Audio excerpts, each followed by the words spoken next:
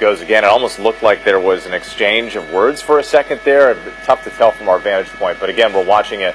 Will, I just want to go back to a point that you made earlier. Once that law enforcement helicopter, the airship as it's known, is up above, rarely do these pursuit suspects get away. In fact, we have some numbers here from last year statewide. The apprehension rate in California, 65%, in LA County, 71%. That means 71% of the people they pursue end up in custody.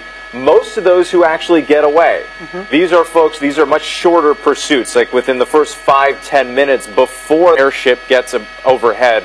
If you talk to law enforcement sources who deal in these pursuits, they'll tell you once that helicopter is up above, the person doesn't have too many options. And Will, there you go. He's going in and out. Traffic we were worried about. We are in very heavy traffic now heading into the East LA area.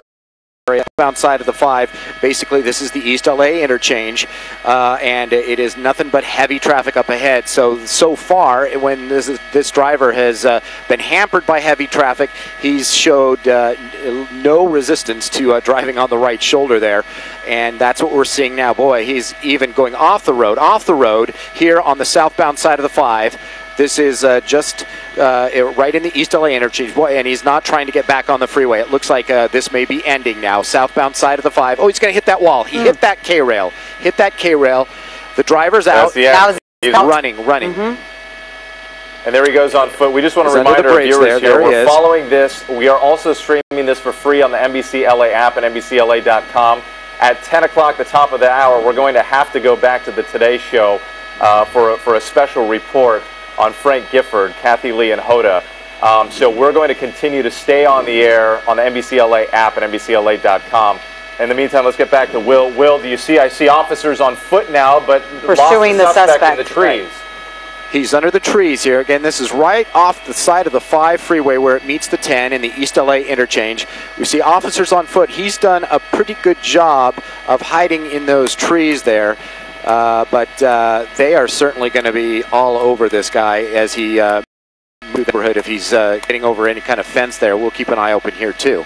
And of course, we'll keep following this, even though we have to go back to the Today Show, as Whit mentioned, at 10 o'clock. But of course, we'll have it on our news at noon, all of the latest updates, as well as you can follow this live right now on our NBC LA free app. Yep, you'll pull it up. It'll be streaming there right on your cell phone.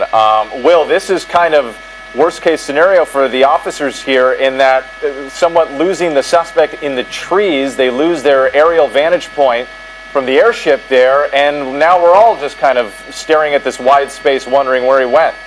Yeah, we are looking, they are looking, and all he would really have to do is hop a fence to be inside a neighborhood, a little neighborhood there. That poses a whole different set of problems for law enforcement if he has jumped that fence. I unfortunately, when he disappeared in those trees, I just was not able to see where he went. And there's a CHP-50, one of the CHP helicopters overhead.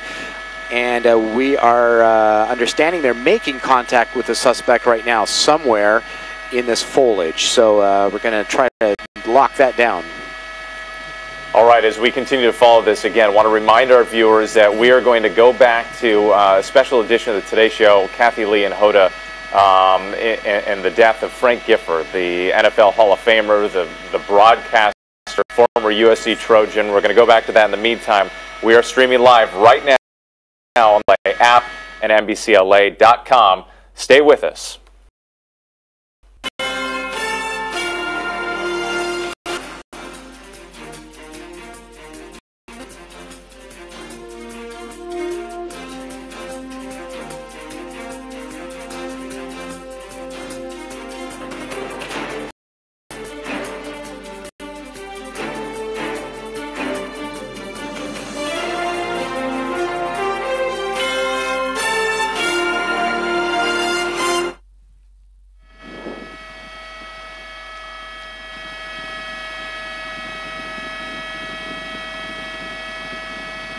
Okay, we're continuing to follow this. This is a special coverage, breaking news coverage on the NBCLA.com.